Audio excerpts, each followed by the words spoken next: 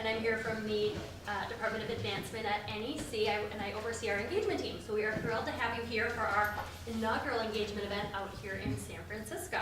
We have an amazing panel of alumni here to speak with you about their experiences both at NEC and beyond, and then we hope you'll take time to talk to them following the panel. As always, please feel free to reach out to me with any feedback or help we can provide back from NEC.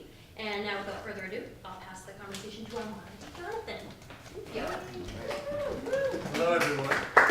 So I didn't realize this is actually the first San Francisco NEC Alumni Engagement event, but I guess it makes sense because I have never heard of one happening before. So we're going to start by telling you a little bit about ourselves. I graduated in '04 from NEC. I was studying viola as a graduate student with Kim Kashkashian. And then I ended up, I was doing a lot of chamber music at the time, but also right after school I started playing a lot with the Boston Symphony and started feeling like I could see myself with a career in orchestral playing, and then moved to New York briefly, did the compulsory, time in New York City as a musician, mostly doing chamber music, and then became principal viola of the St. Louis Symphony for 2 years after that, and then came out here as principal viola of the San Francisco Symphony about 9 years ago. So that's where I am today. And my wife is also in the orchestra here as a horn player, so that worked out nicely. Yeah, and you? Good evening, my name is Andrea Landine, and I was a Sistema Fellow at NEC in 2013, and for those of you who don't know, the Sistema Fellowship was created at NEC, inspired by the El Sistema movement in Venezuela, which provides free music instruction to every child and free instruments. And so the fellowship was established at NEC for only 5 years. I was the 4th class, and each year they took 10 musicians from around the world, and we all congregated at NEC. We took classes on leadership and nonprofit management. We did a residency in Venezuela, which was fascinating, and got to explore different programs. But the whole goal was working on music for social justice, and kind of the combination of music and social justice. And so I was fortunate enough to be able to do that. Afterwards, I went to Ventura, California, where I was running a Sistema-inspired program for the past 4 years.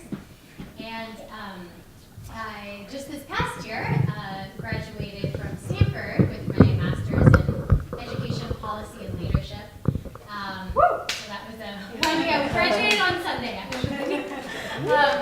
And then next month, I'll be starting at the East Bay Center for the Performing Arts as their Director of School Partnerships. And they're a really amazing center. They work also a lot on community building and social justice through music and the arts. So I'm excited to be here. Okay. And yes, we should use our mics. I think especially because we're not only speaking for all of you who are here physically, there's also maybe some people watching on Facebook Live. So. All right, good evening, everybody. My name's Alyssa Stone. I'm the Community Programs Manager at San Francisco Opera. I graduated from New England Conservatory in 2008 with a Master in Music and Vocal Performance, studying with Patricia Craig. Great. I'm Clint Bajakian, and I attended New England Conservatory in 1982 through 87 as a double undergraduate major, classical guitar performance and music theory. I took every course I possibly could, and I was just in love with music theory and composition and studying and analyzing the greats, and converted it into a focus on composition, and received a master's in composition from the University of Michigan before moving out to the San Francisco area in 1991, responding to an opportunity to write music for video games. Now, back in '91, they didn't sound good at all, believe me. But by 2000, actually it was Michael Giacchino, who has won an Oscar, maybe 2 Oscars by now, for his movie Up, and he also scored Star Trek and The Incredibles. And he hired a live orchestra with electronic arts for Medal of Honor in 2000, and it was ordained by the industry as beneficial to game sales, which was very fortunate for all of us, because it was seen as a commercial advantage to have live orchestra in your game. So since then, I've worked with many, many orchestras and recorded all over the world. I headed up the Sony PlayStation music group for 9 years, and we recorded in Prague, Nashville, Los Angeles, San Francisco, London, Seattle, and other places as well. So it's really been a tremendously exciting adventure to work in the video game industry and kind of grow up with it from 91 to the present. To finish off, I am an adjunct professor in the Technology and Applied Composition program at the San Francisco Conservatory here in town, which is a new program. And in fact, this coming fall, we're going to have our first senior class by virtue of, we started with a freshman class 3 years ago, and now this will be the first year next year where we have all 4 classes. And I also am very pleased to serve as a trustee at the New England Conservatory. Great. I forgot to mention we have a co-affiliation because I also, I'm here on this panel of music educators, and I guess as a music educator, my role is I teach viola at the San Francisco Conservatory. I forgot to mention that. But this interest in composition and applied technology in music seems to be a big burgeoning field right now. I don't know what is happening with that at NEC, although before the talk we were discussing a little bit about the new facility that used to be, I guess, St. Patolph, or next to St. Patolph. It used to be the parking lot, I guess. And we were wondering if they've made any special accommodations to allow for more focus on these kinds of applied technology. And now, you have both been at NEC a little more recently than us. Are you aware of any movements in that direction at NEC? No. Okay. I just remember the construction. Yeah. That's okay. all I remember. Okay. Well, I think one answer to that would be that the facilities are phenomenal in the new building. I think it's public knowledge, $88 million building. And the ribbon got cut just this last year, and it coincided with NEC's 150th anniversary, which is really exciting. One of the oldest, if not the oldest, dedicated music school in the country. And it's got an incredible recording studio that is fully equipped, that is not necessarily big enough for a full orchestra, but you can certainly get a chamber orchestra in there and different ensembles, and what a resource for everybody. And then the large rehearsal room that was acoustically, it was designed to acoustically emulate the wonderful acoustics of Jordan Hall. I don't believe it's configured right now to be a scoring stage, have scoring stage capability. That is a film scoring style recording sessions where the musicians have an earpiece for the click, and there's microphones everywhere, and a control room and a booth. But that may be in the future, and it would be the hope. And NEC, as we continue to search for a new president, which has been now over 2 years. Right. And I can tell you, as a member of the Presidential Search Committee, that the reason why it's taking this long is because everybody is being so thoughtful and so diligent. And there were a few candidates, there were even a couple candidates who entertained the opportunity quite seriously, and for their own personal reasons were unable to follow through.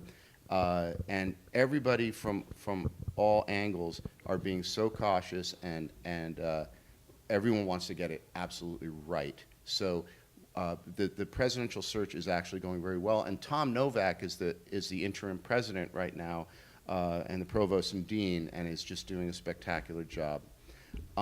Just to finish up the question, I think NEC is extremely poised to combine the decades and decades of rich excellence and tradition of excellence, and preserve that, and yet at the same time accommodate and embrace some of these new models of music making and business opportunities for musicians.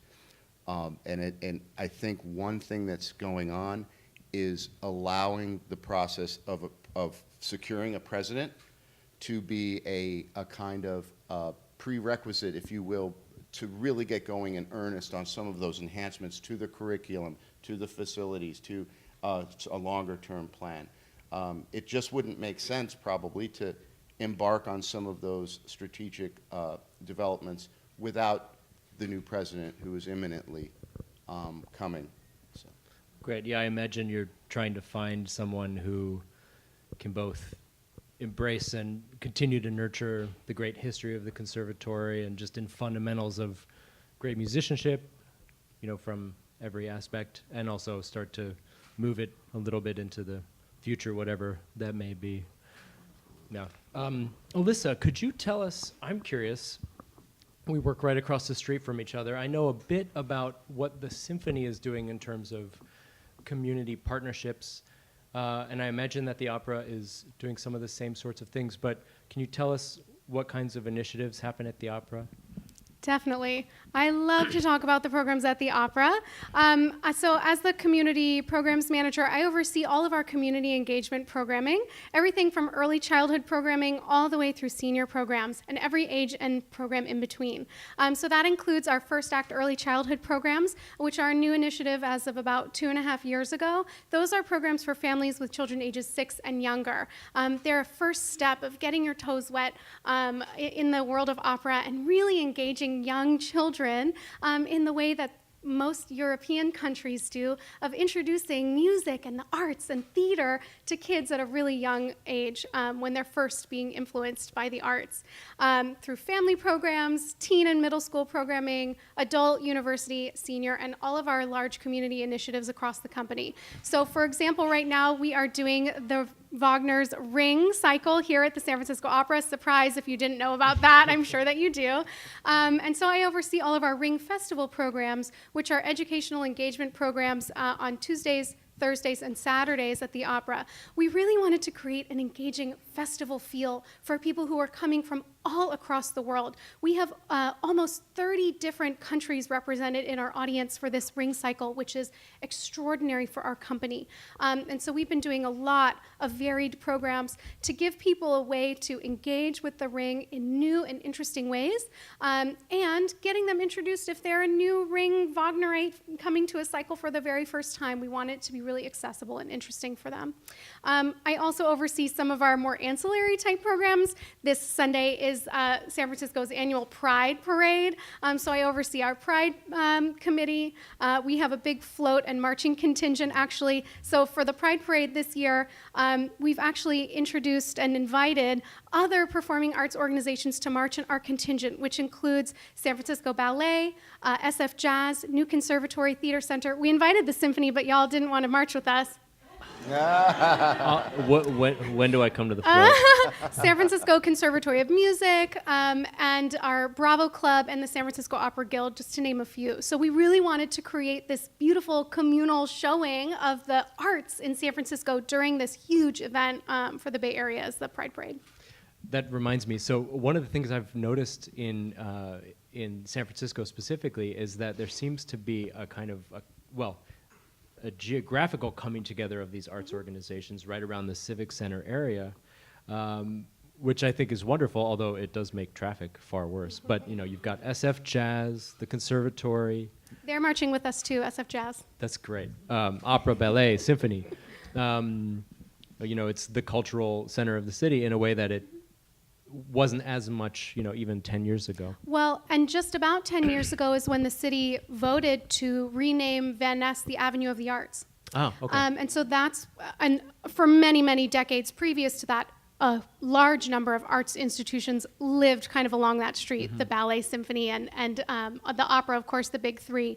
And then when SF Jazz moved in, the School of the Arts, SOTA, the Ruth Asawa School of the Arts, will eventually be moving into that building that's just south of the Symphony, that beautiful ornate building that houses the Norse Theater. That's the plan, right? It's a huge multi-year, probably many, many millions of dollar renovation because that building is not earthquake retrofit yet. But the Avenue of the Arts extends all the way up practically to the Presidio because of Fort Mason and all the art galleries and theaters that are up there. And then New Conservatory Theater, of course, is at 25 Van Ness. So there's a long history of this civic center, market, and Van Ness area being a real cultural mecca. Yeah, that's great. I know that I'm just thinking about with the conservatory, there's some initiatives to, hey, you know what, we all have these spaces that we don't fully utilize, and there are times of the year where you might need the space, maybe we don't need it, so that kind of bringing together of resources will just help everyone out.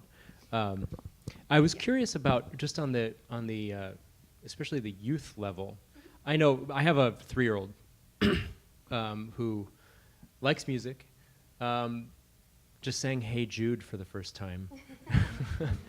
But there's all these music classes around town, but there's many different institutions, or I shouldn't even say institutions, just small little arts organizations that present these music for kids classes, which is wonderful to see. Do you specifically try to tie into any of those, like Music Together? I don't know if you've heard of these things. Yes. So when I formed our First Act early childhood programs, I did a ton of research on what already existed and what was missing in this community in particular. The San Francisco Bay Area, although there are quite a few early childhood programs, were not really strategic in how they were educating really young children in the arts and in music. It was more play-centered, and so what we did when we were creating our First Act programs is I wanted our programs to be truly, truly connected to fine gross motor skills, social emotional learning, language acquisition, and mathematics. And so those are the foundation, those skill sets are the foundation of all of our early childhood programs. And so we utilize operas and opera stories as a way to create an adventure through music, but all of the activities, the learning goals are very strategically linked to social emotional growth, so that parents could walk away feeling like their child actually is learning through these workshops and not just having fun, which is very important, a very important aspect of what it is that we do. Music and the arts should be fun. If we're not having fun, what are we doing? But also, I think that what is so powerful about the arts is that people can learn and grow through them. And so I really wanted to make that the foundation of our education programs. And if I may ask, and anybody can speak to this, but why does the opera, do you think, dedicate resources to this kind of work? Because do they see it as translating into ticket sales in a direct way? Probably not, right? Maybe long term, but is that kind of the idea? I think that the opera and so many other arts organizations, and we can each speak to this, I think we have our fingers in quite a few different organizations, we are constantly growing our community for the future. Right. And that does translate to ticket sales. I don't think that that's something that we should hide behind. We want our arts to continue. We want them to flourish. And how we do that is by creating arts patronage. One of the first things that I always say at our events, whether it's for a 2-month-old or a 101-year-old, is that I'm not creating artists, I'm creating patrons of the arts. Because I want the opera to grow and flourish and thrive in our Bay Area community as it is today. And so the model of our education and community engagement programming has to change and be of a contemporary style. And so we are always learning and reflecting and assessing what we're doing. We're constantly iterating and ideating and prototyping different events. That's fancy language for trying and then trying things again. And I think that's really important because we want to provide programming that makes sense for children of the now, not for children 20 years ago and 50 years ago that were learning in different ways and through different styles. What I can say is that through some of our new educational initiatives, the First Act programs, I have new programming for adults, I have a program at San Quentin State Prison. All of these programs help to generate new eyeballs onto our programs. And so I have a rough estimate that about 70 to 75% of the people, the patrons who are attending our education programs are completely new to our system. And what that means is they've never been a ticket purchaser. They've never attended a free event. They've never been a subscriber. And due to some of those new programs, we can begin to cultivate them as a partner, as a friendship with our company, which can lead to a single ticket purchase, to a small subscription, to a full subscription, to a donor, to a board member. It's all through the pipeline of continuing our company for future generations to engage with. It sounds like, Alyssa, you're kind of getting at this question of relevance and how we're staying relevant to our community. And I think it's a two-way street. It's not just about how the art form is impacting people, but how people are impacting the art form as well. And recognizing that sometimes it's not about just bringing in people, but about really letting people change what we're doing and having that sort of dynamic conversation between the two. Oh, absolutely. That's such a great word that you used, relevance, right? It used to kind of be sustainable. Yeah. And before that, it was outreach, which is now a very bad word, apparently. It is what it is. But yeah, like, I would love to hear about what your experience is in your work. Absolutely. I think that it's all about kind of what is our mission? What's our goal? Is the goal to preserve an art form? Is the goal to create an art form? Is the goal to transform people, transform people's lives, engage people? And I think that's where a lot of the challenges lie today in performing arts organizations, is deciding what that goal is. Is it ticket sales? Is it education? Is it outreach? So it's tricky. I think, especially having been a music educator for the past number of years, just seeing the impact on children who are creating and who are becoming creators and learning about their own voice and their own sense of agency is really what is the most powerful about music and about the arts. And so if we can leverage that teaching that power to create and that belief in one's own agency, then I think that's where a lot of the relevance lies. That is 100% the goal of our in-school programs as well, is student agency. That everything that they do in our school programs it's their voice, their tunes, their ideas. And I think that filters down to some of our community programs as well. But absolutely, it's all about allowing students, and students of all age, at least for our programs, to share their story and be able to translate that into a musical gift that they can provide to the community. Which is exciting. I think that's where a lot is changing now, because before the outreach model was kind of going into a place with a preconceived notion of what was going to happen, of what we were going to present. And I so know. it's great. I've always thought, as a chamber musician and also as an orchestral musician, I've often done these outreach things where really you're going somewhere to play a concert, but as part of the deal, they want you to do some outreach. And to be honest, I always thought, okay, well, this is kind of just about giving the young generation exposure to classical music, which it is that on some level, but that is so not deep enough, right? And it sounds like you're both getting at something much.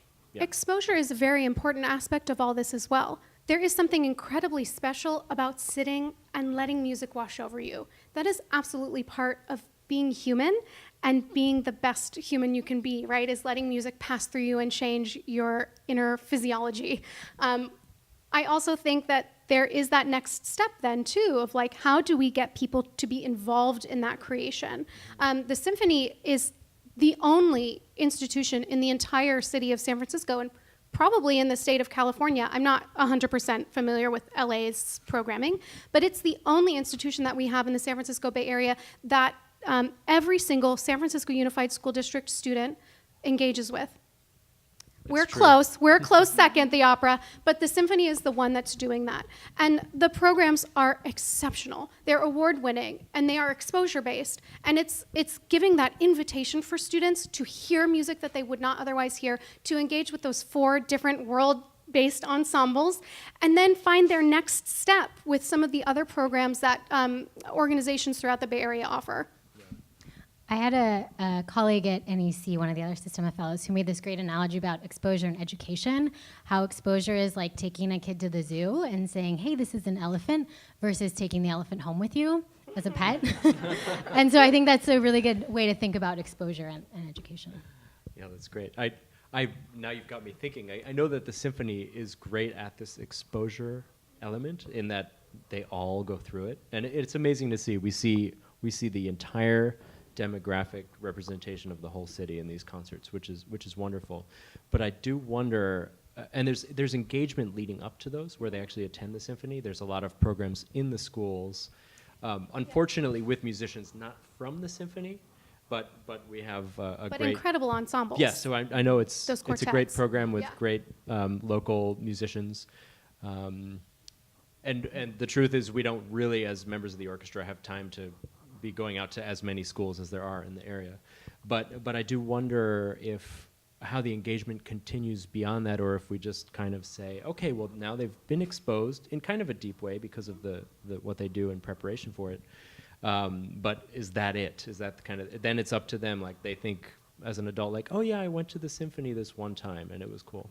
But I think the motivation behind it from the symphony is, getting the art form out there, but as you also mentioned, ultimately it does have to do with creating patrons of the arts, and plenty of data showing that most people who end up becoming patrons of the arts, concert goers, donors, had some really good exposure and engagement with classical music when they were young. No one jumps into a subscription without some sort of memory of music influence early on. Right. And I think the Bay Area does a really extraordinary job of providing a variety of arts engagement programs for SFUSD in particular, and also the private schools and homeschool programs.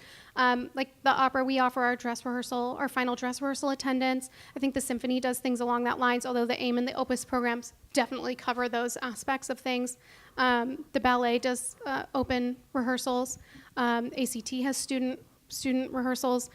There's a lot of programs that are trying to open up their doors to young students who would not otherwise necessarily be able to come to these performing arts institutions. And there's even a secondary part to that, which is that their parents or guardians or teachers come with them. And if those people had not, in their childhood or their teen or university years, been exposed to the arts, here's another layer and an opportunity for us to engage with adults who might not otherwise choose to come to our organizations and be part of our arts communities if it weren't through their children. And so I think that's an important aspect to be thoughtful about as well. Sure, I'm imagining, I mean, as a parent, I'm thinking that if my child if became very interested in something or had a great experience for something, and maybe you could talk to this point also, I would probably find myself very curious about that and wanting to check it out myself. Did you experience that? I know you have two children, right? We have a 19-year-old son and a 22-year-old daughter, and you experience vicariously their experience, whether it's the zoo or music. But I'd like to say that I'm very impressed with what you guys are saying, and that my own focus has been, in the video game industry, has been very commercial. It's been very artistic. Let's do a great job. Let's make this musical score and the body of sound effects and the dialogue and everything and all the audio that goes into the games as professional and good and creative and imaginative as we can. But ultimately, it's to create a product that's supposed to sell. So that the types of concerns we're talking about kind of convert over into a more sort of commercial, how can we sell more Coca-Cola, in a way. In the conservatory, I think it is more similar. I think that the goals are more similar to what you guys are talking about. And as we get more towards then the actual practice of the art itself, which is either the symphony, the opera, art galleries, any kind of dance, ballet, I think what really is the most powerful thing is authenticity, is this sense that you're really genuinely seeking to connect with your audience. When you're out on stage and presenting that violin concerto or dancing or what have you, that performance has the backing of your full sense of genuine intent and authenticity. And when the the virtues of your institution are talked about to prospective donors, or the virtues of your performing organization. And then it's not at all like selling a product, really, to my mind. It's what it really is doing is sharing. You're sharing with that person. You're sharing something that you're excited about. In fact, we have some master fundraisers here from the New England Conservatory tonight who could speak to this probably with some real experience. It's not my main area of expertise, but I have circled around this question enough to really come to appreciate how important it is that there's authenticity and sincerity and genuineness and genuine passion for what it is that you're talking to your prospective audience, to your prospective donor about, because it is exciting and it is healthy. It is a vital aspect of our society. But to merely state that is a little bit like saying buy Coke. It's not the way. It's a more organic back and forth. And I think the way that you have been expressing that, you guys, is admirable. I just want to say, don't sell video game music too short, though, Oh, no, I'm because not. I mean, people who think that music doesn't color and influence their entire life are not listening deeply enough. Video game music is some of the most extraordinarily composed music that people could hear. That's why people become addicted to video games. I think movies are exceptional barometers of human emotion, right? We feel what we feel watching movies because the music tells us how to feel.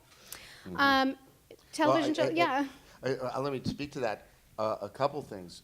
Absolutely, and thank you for that, because we certainly believe that that's true as well. And you know, we've worked with, I'm a composer for video games primarily. I've done some films, some independent films. But when I was at Sony PlayStation, the model was generally that we would hire external composers and, you know, put into play a budget and a production plan, and we had people on staff who could manage that production, manage the budgets, manage the post-production editing, and interfacing with the actual game development team to get the music integrated into the game, which is very complicated because it's adaptive and the video game does different things at different times, so you have to break up the score and make it very responsive, very complicated. We worked with both film composers and game composers, and some composers who did both. And invariably, the film composers reported to us towards the end of the process or at the end of the process and said, you know, I love scoring for video games. This has been incredible, because when I score for movies, the director says, this is what I want here, that's what I want there, here's your in point, and it's got a time location, and here's your out point, and it's extremely rigorous to please the director in that span of time. Video game music, and I'm not kidding, this is a typical direction for video games.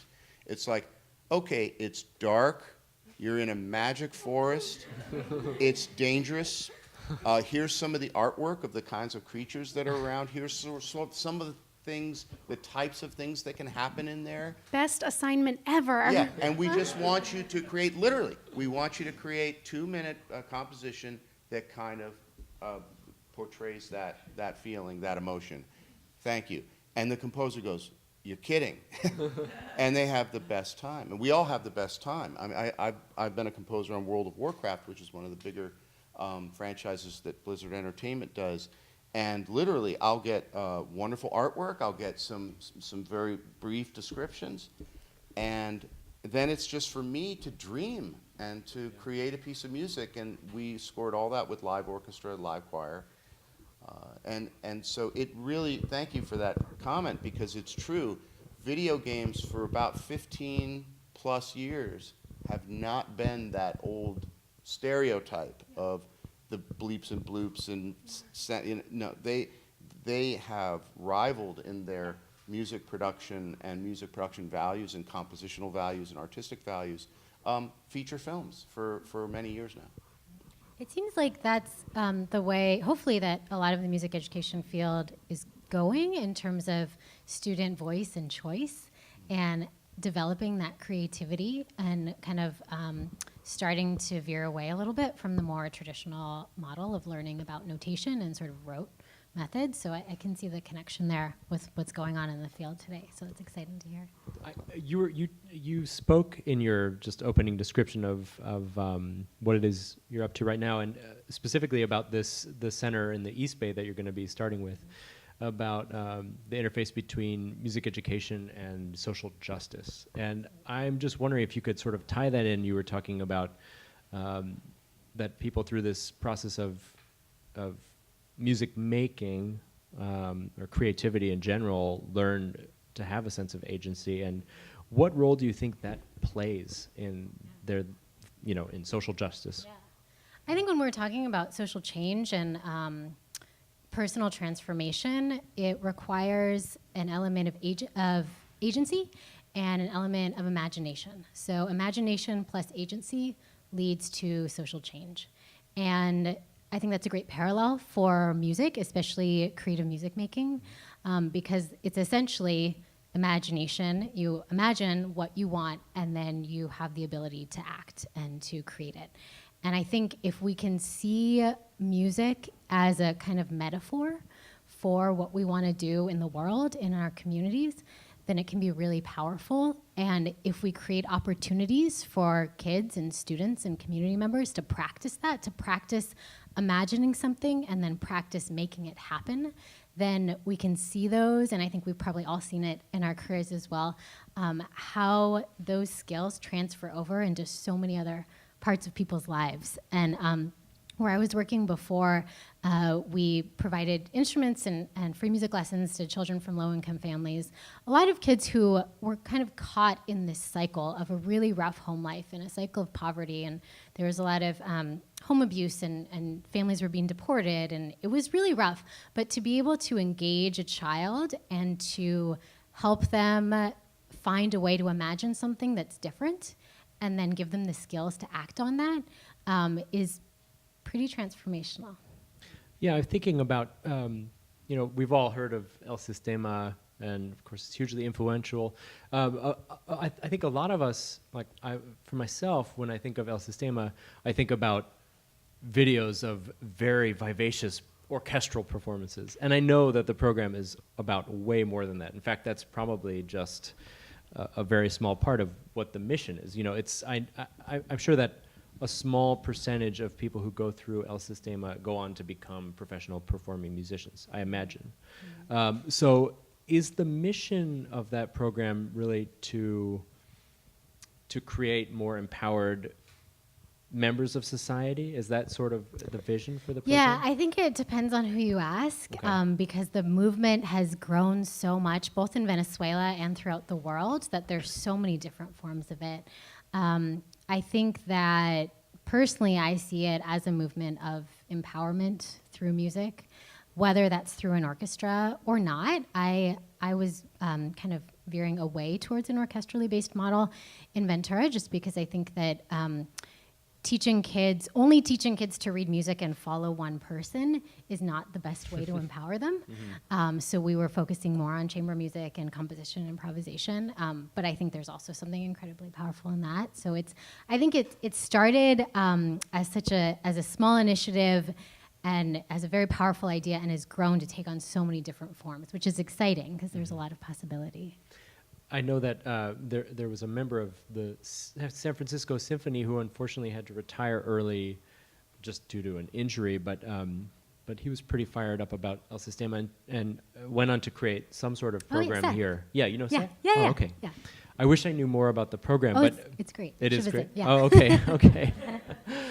Because he actually left right before I joined the orchestra, so I only met him afterwards. But I imagine there's a lot of things like that which are maybe not. I don't know if his is directly connected to El Sistema or not. But when I was reading about your background and being a Sistema fellow at NEC, I was wondering if I know the program isn't going on anymore, but is that a connection that any other conservatories around the country here had? That sort of official? Yeah, sort of officially, not really, because I know Dr. Abreu kind of designated NEC to have this fellowship, but I know that other universities and conservatories are looking more at the merging of music performance or music making and social justice, or being connected with the community.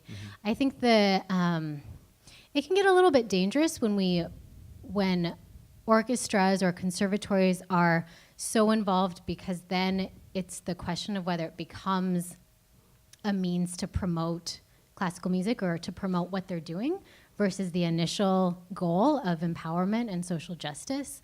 But I think involving musicians in this kind of discussion is really important.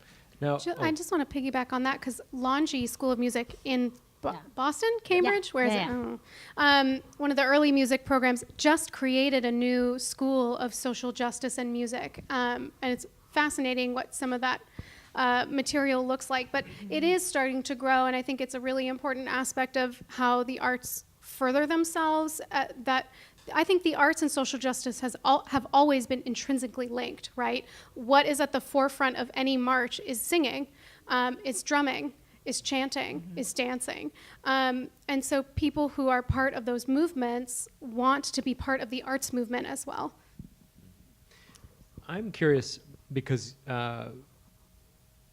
particularly out of the four of us, the two of you seem to be into this community engagement and social justice aspect of music education. And I'm wondering if you had any mentors in particular who got you interested in this field. Like, it's something that, to me at least, when I was in conservatory, I was just trying to get better at the viola, you know? I was not really thinking about these issues very much. And I don't know when you were at NEC if those were things that were on your radar or not, but it seems like maybe they were. Well, you came to NEC specifically because this was on your radar, it sounds like. But through your undergrad educations, wherever they may have been, is this something that you is almost like part of curriculum at this point? Discussions of these sorts of things? Well, I went to Oberlin, which, as some of you know, is pretty social justice oriented, and I was actually in the double degree program, so my other degree is in anthropology, so it was always kind of connected. But even before that, I was always very interested in community organizing and social justice, I think heavily influenced by my family and my parents.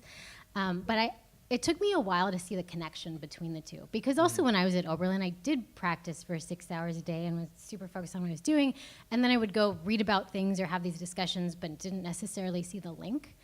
And I think doing the System of Fellowship at NEC was a way to bring those two together and to realize how they are inherently quite linked. And to see music in isolation, I think, is not giving it its full justice as an art form. I don't know what your experience at NEC was. So my parents are here right now. I am incredibly lucky. I grew up here. I was born in Oakland, and we moved a little further east, and then my parents now live in Berkeley, which is a very liberal-leaning area.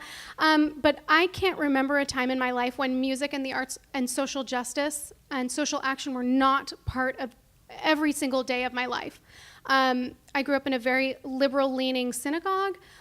In high school, my junior year of high school, I was our social justice vice president of our synagogue youth group. Like, from a very early age, I was always very involved with community action, any sort of anything that seemed like it was, really getting out there. I was part of it. When I went off to college, it was a total weird leap. I ended up at Illinois Wesleyan University for my undergrad, which is a small liberal arts school in central Illinois. How I got there, who knows? But I felt very lucky because, well, by auditioning, that's how I got there. Okay. I felt very lucky because I had an incredible voice teacher, Dr. Karen Moam, who was always challenging me to think through my music. Not just through it like, do you know what you're saying poetically? Have you translated it? Do you know your diction? But what is the story that you're telling? What's the story that you're weaving through your performance?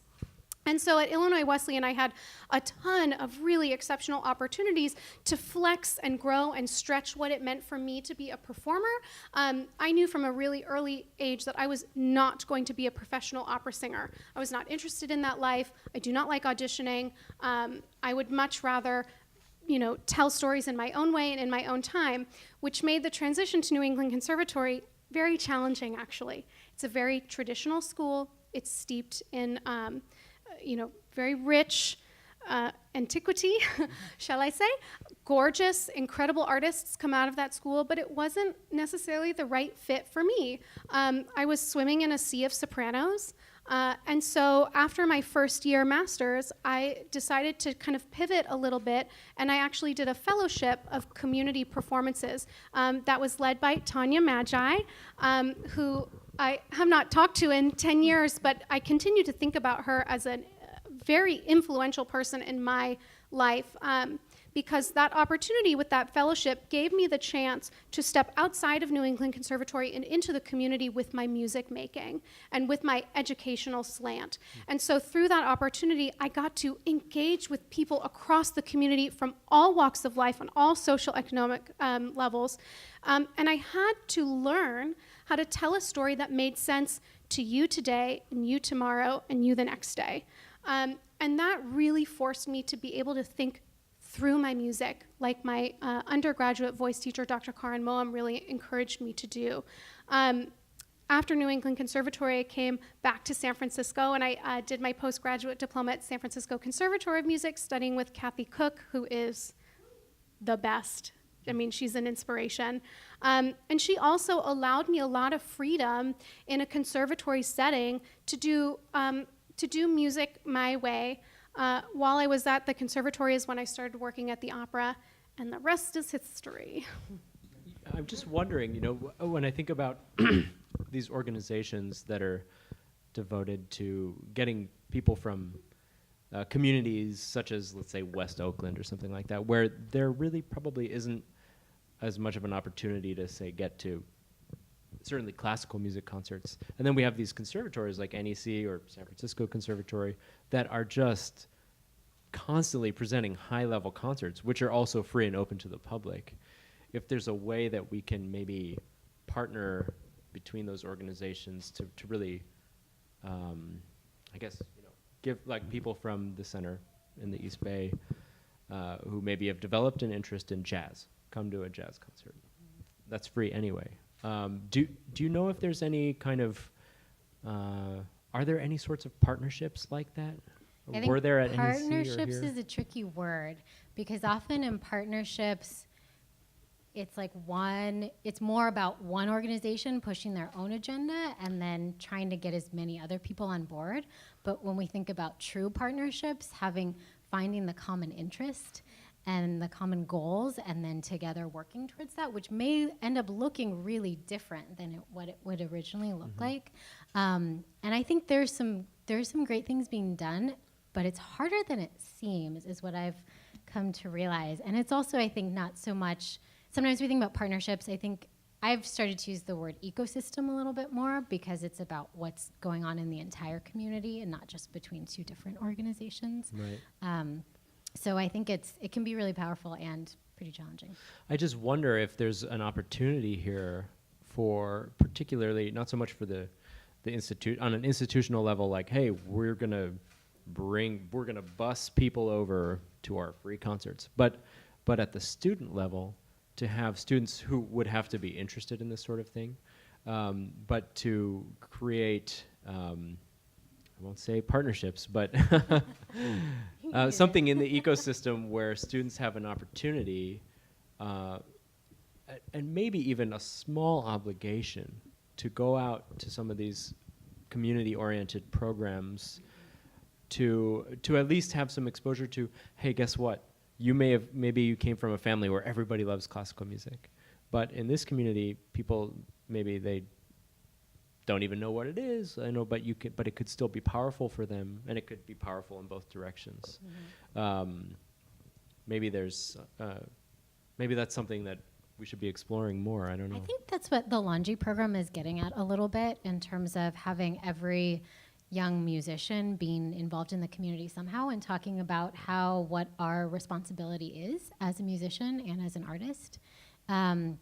Again, not to keep sort of playing devil's advocate, but I think you also have to be careful of turning it into a sort of preachy, like, almost colonialist type thing where it's like, oh, let's go teach the poor children about classical music, but really recognizing the strengths of each community and where they come from. Yeah. You know, I would almost see it more, almost like the opposite, where, of course, you know, yes, you share your music with them, but learn from them, like, what are the things that they care about, and, you know. I just want to jump in here because that is an extremely complicated and convoluted conversation to have, and something that we at the opera are really starting to focus on. It's not, hey, we have an idea, do you want to do it with us? But hey, how can we create a reciprocal partnership, a reciprocal, long-lasting, evergreen, constantly growing and shifting ecosystem? And I love that word. I didn't think partnership was such a bad word, but ecosystem is so much better. It's so much broader, and I love that. It paints a picture, right? Everything that we're trying to do. The reason that language and terminology shift is because we're always trying to repaint that picture for whatever it is that we're trying to do. And ecosystem paints a really beautiful picture for right now. And so one of the things that we are doing, and certainly a lot of the other organizations I think across the Bay Area are trying to do, is think really thoughtfully and kindly about how we engage with communities that have not otherwise engaged with us. Because just going in and kind of placing our programs over a school, over a community, over a senior center is not, it's not enough. It will never be sustainable. And it's not the right thing to do for those constituents, right? And by constituents, I mean that community membership, whatever that may be, whether it's 10 people or 100 people. And I think probably what you're doing is probably farther along the lines than where we might be right now, of just connecting deeply, entrenching an organization within a community about how to create that fulfilling ecosystem within the arts and social justice.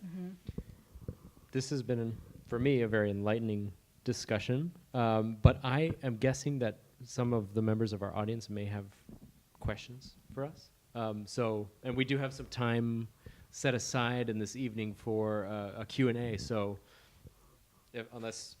so why don't we just open up the floor. I'll try to keep track of hands. Oh yeah, is there another microphone back there? It's right in the center Okay. here. Okay.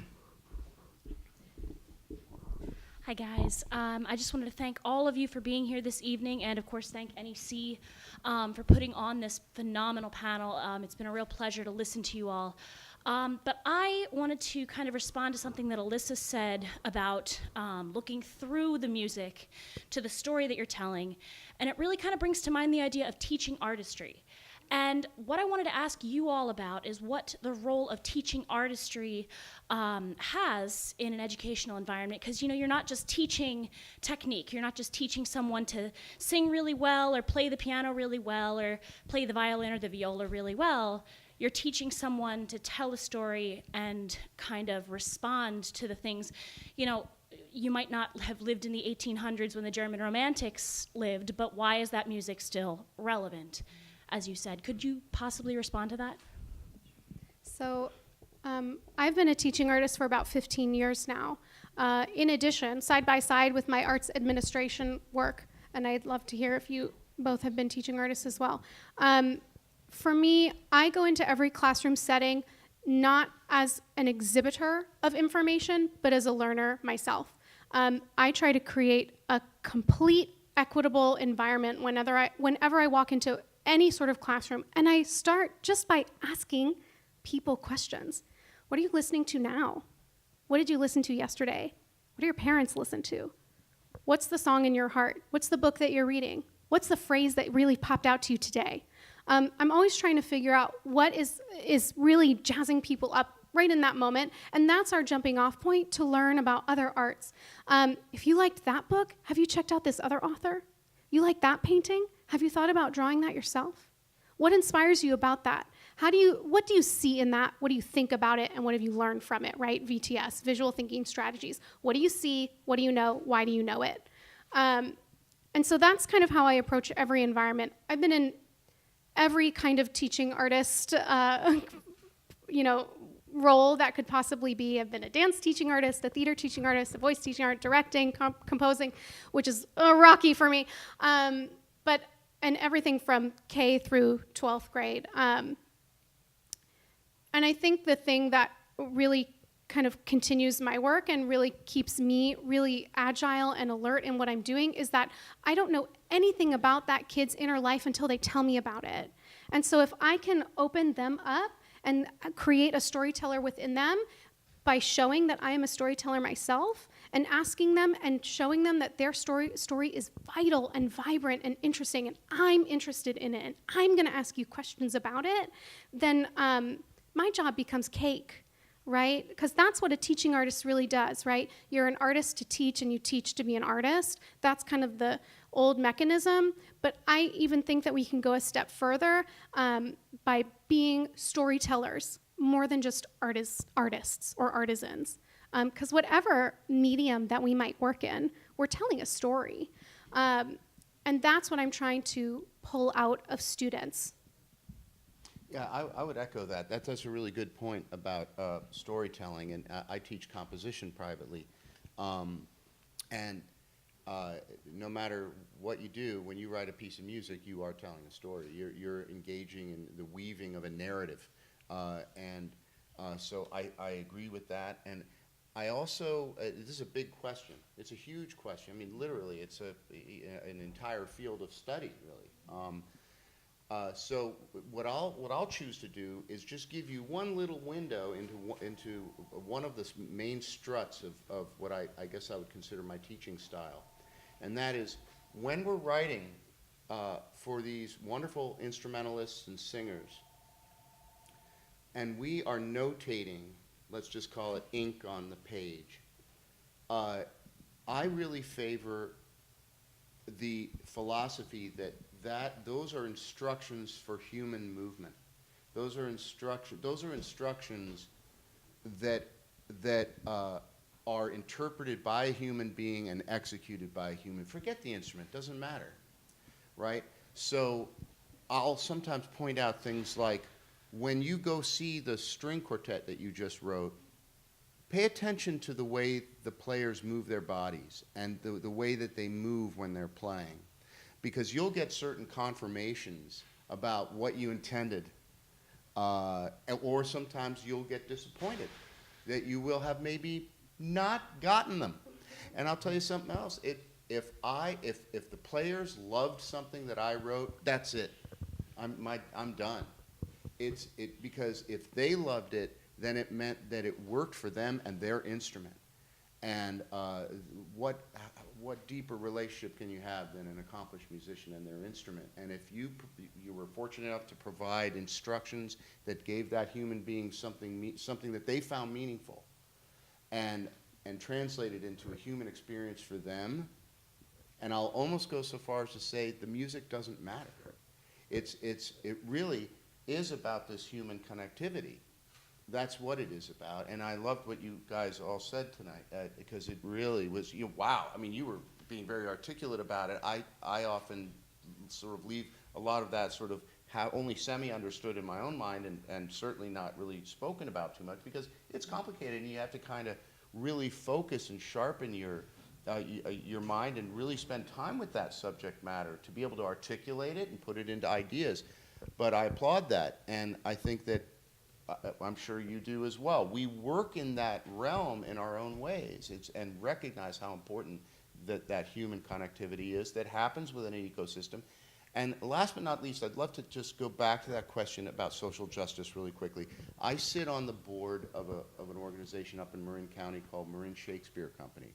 And we do a few plays every summer, but more than that, we get into schools and educate many, many, many students each year. We have a summer camp for Shakespeare for kids. And as part of the vision of Leslie and Bob Currier, who founded it some 30 years ago, we've been getting into the prisons. And we go into San Quentin, Folsom, Solano State. I think we're up to 8 California prisons now. Last year, the state of California gave the organization $330,000 to continue this work. I think we're one of the leaders in this field. Yes, of 100%. Yeah, and it's really been exciting to see. I've gone to see plays in San Quentin and sat in the audience with inmates, and joked with them and talked with them, and I could go on, and I won't. But I will say this, though, is one of the former inmates, after 23 years, played Othello in our production a few years ago and won the Bay Area Critics Circle Award for Best Actor for his astounding performance of Othello, and now is a professional actor. So what did Leslie and Bob do when you start to see all of this incredible magic start to happen? They went into that ecosystem mode, and now they're bringing students into the prisons. And it's all in coordination with the different schools, and they go in and they have the same experience that we had. You go through rigorous security. It's quite an experience, and you find yourself seeing prisoners engaging in something that they find really meaningful and frankly, life-changing. And the stories are quite specific and quite deep, and which of course we don't have time for me to relate, but it is really quite an exciting thing. And I think the word ecosystem, the concept of being creative in that space, right? That is almost an art form itself, is creating opportunities for human connectivity and meaning. So thank you for that opportunity. I just want to jump back to something that really popped into my head to kind of tie into Alexandra's question about teaching artistry, because I think, just tangentially, I think what the Marin Shakespeare Theater Company does is incredible, and that's what inspired our program, the program that I oversee at San Quentin as well, and I'm super obsessed with what y'all do.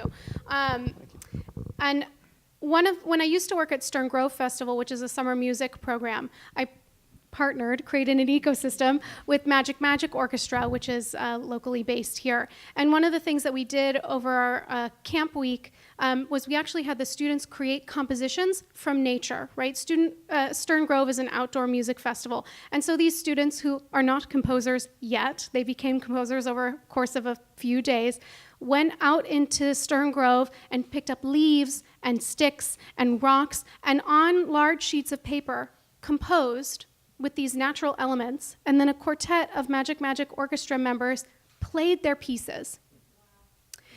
And I bring up that story because it kind of connected to something you had mentioned earlier, that people don't know that they're artists until they're given permission to be artists. And what I think teaching artists do more than anything else, although they don't name it quite as much as they probably should, is give permission. With those children at Stern Grove with Magic Orchestra, they were, slapping whatever in nature on their paper thoughtfully, right? They were working with those artists to craft a picture through nature. And then to have someone come and play it brought their piece to life. It told them, yes, the work that you did is valuable, I value it, and I can see your vision. And I think that's what we as adult teaching artists can bring to children artists, is that we can interpret their vision, we can help them tell their story, and we can value and honor the work that they're creating. Because one of the most disheartening things is when a child creates something and someone says, I don't get it, I don't understand it, I don't like it. That shuts down that child for a day or for a lifetime, who knows? And so to give permission as a teaching artist, I think is one of the most noble things that we can do in our profession. You're reminding me of all of the teaching I do is pretty much one-on-one instrumental teaching, but just what you just said made me realize that I think I unconsciously attempt to do that in my teaching. Sometimes a student comes in and it's their first crack at a piece, and it does not sound good. But if you left it at that, well, you're going to have to change everything about this, it could really kill their spirit. And I think I always am trying to find, well, what is the kernel of the artistry in there, and how do we build on that, and then just help them that way. Should we do another question? Yes. Anybody? Hi, I'm Justin Balch. I was at NEC from 97 to 02. Thank you so much for doing what you're doing. It's great. So I was in music for a while, and then in recording and engineering in New York and Tanglewood. And then I came back here, and about 4.5 years ago, I started basically just a lesson service. So we have all kinds of teachers teaching kids all over the Bay Area. It's called Bay Area Home Music, shameless plug. But we have, like, over the last 1.5 years, I really have wanted to expand what we're doing to, try to give more scholarships and try to figure out how to be more involved in the community. I'm actually currently in the Peace Corps.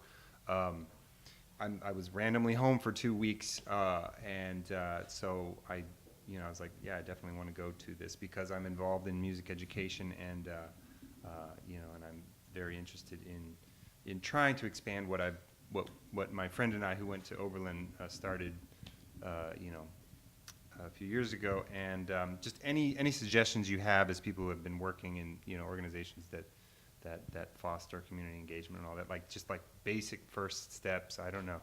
We don't make a lot of money, but we're trying to expand and do that. And I don't know if any musicians are here and want to teach with us. Feel free to look us up. Okay. Yeah. That's wonderful. I That's just have incredible, yeah. A quick practical question as a follow-up before, and this isn't intended as an answer, but a follow-up question. Is it a non-profit organization? Is it not for profit? Well, no, we don't have 501c3. That would be Right. great eventually, but I have worked for nonprofits, and I have never been quite confident enough to think that I would have the energy that it takes to really continue to run one, because I'm not a grant writer. I don't know exactly how to do that. So it's not out of the question. I've definitely contemplated doing that eventually. But we don't have a staff. We don't have anything like that. So it's just my partner and I. So are you interested in business development ideas, like ideas to grow the business? Yes, for sure, Yeah. sure. We just recently, we started in the East Bay. We actually have a teacher who I believe teaches through, what's the organization in Richmond? East Bay Center for the Performing Arts. Yeah. Cool. Yeah, Sylvester Martinez has taught a couple lessons with us, and he's there. Yes, and I went to Berkeley High. I'm very much, my entire life I've been involved. My parents have worked in social justice for a really long time. So yeah, it's just I want to know how to do it. I didn't go to school for business, obviously. I went to the New England Conservatory. I've just learned through doing. I was my own advocate, being an engineer in New York for a decade. Trying to figure out how to do that. So I'm trying to figure out how to. I want to pay my teachers. It's impossible to live in the Bay Area without a large salary, but I really want to try to offer more scholarships and try to figure out, I suppose, who are the organizations that are offering venues for, not prime rates or whatever, that kind of stuff. Yeah. I remember when I was just when you were talking, Justin, when I was in Venezuela, and we had the great fortune of meeting Dr. Abreu, who founded El Sistema. I remember he always talked about, he always said, start small, and then don't be afraid to just grow and just go for it. I think also having that clear mission, I don't know if you guys have, a mission statement or vision statement, to be able to always go back to and always have that to guide is really helpful. And then just sort of more logistically and practically, maybe finding an umbrella organization that could sponsor you. Or I know in Southern California there's an organization that takes on small organizations and sort of fiscally sponsors them. I'm not sure about Here it it's Intersection for the Arts. Okay.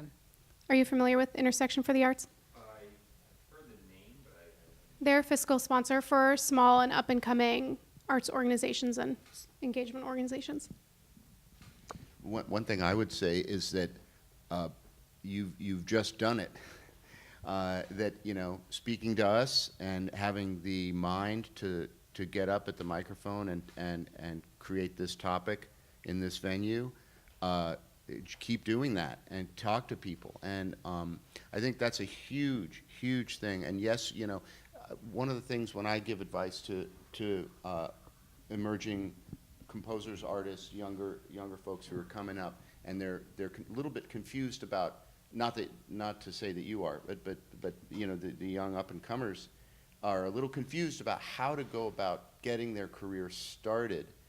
And there are these bullet points that I call them. There's about 25 of them. You know, one is always have business cards. 2, always try to get the other person's card. 3, try to dress or somehow stand out, which I don't believe in, by the way. I don't like that one, but it is one of the bullet points that people talk about. And what I tell my students is, all those things, yeah, you need to know them and learn them, and that's great. Go to conferences, read trade magazines, blah, blah, blah. Know what's going on in the industry, which tends to be my focus. It's a little different. But ultimately, all those things are very shallow. Have a website, this and that, you know, make a CD or color configuration. All those things are important, but they're not really truly deeply meaningful. What's deeply meaningful, and I'd love to hand it off because I feel a silence coming to my mind in a second. But basically, what's really deeply meaningful, boy, that's a tough phrase to follow, is human connectivity. It's what we've talked about. It's connecting with people. It's talking to people who may know some stuff about this. They may know. They may have perspectives on this. Talk to even one of your students. What would you like to see more of? What have you liked? What haven't you liked? But I think talking to people and certainly there's the internet and reading things. Some of it's bad, but some of it's good. And making connections with people. I think that's the most important thing. I know of said list of bullet points, and I don't disagree with any of them, but they don't speak to the kernel of what it is that you're doing, right? The content and inspiration of your organization, your mission, right? Which should be really clear and very concise. But they're great to fall back on.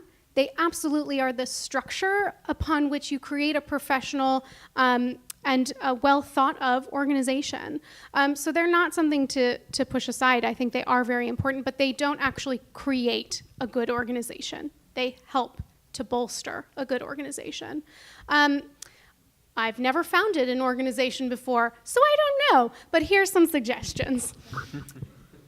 I would find organizations that give you inspiration, that are doing things that you get fired up about, whether they have to do with music lessons or not. Find that organization that is really exceptional to you and shadow them. Go do informational interviews. Hang out with them for a week. Volunteer for their events. Go and follow them into the classroom, into their voice studio. I keep saying voice lessons as if that's the only kind of lesson that exists. Into whatever kind of lesson that they give. Sorry, I'm a voice student. That's all I think about.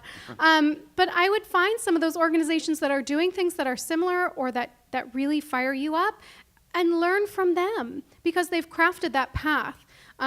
And there's, no reason to reinvent the wheel if there's already exceptional organizations out there doing things that you want to also be doing, and then you learn from them, and then you go your own way. I would also suggest looking into some of the universities in the Bay Area, Minerva University, Presidio Graduate School. All these programs offer student experiences where the students actually work with organizations. They partner, ecosystem, I'm going to use that as a verb now. They ecosystem with an organization to help them craft a strategic plan, a vision, a mission, to help them with operational management. A lot of these, MBA and MPA, any sort of like undergraduate institution that is more kind of contemporary and liberal leaning, I guess. I don't know the right word exactly to say. But they do student programs that actually, the students are earning credit, but they're serving an organization and helping them strengthen and grow. And so I would reach out to some of those organizations, those schools, and let them help you. So I am just looking at the time. And I'm sure there are more questions, and we probably have questions we'd like to ask all of you as well. So I would like to suggest that we end the official portion of this Q&A and just continue it over, there's a little bar back there. Let's just have there's a reception. So I would say let's move to Recept. Well, thank you, New England Conservatory.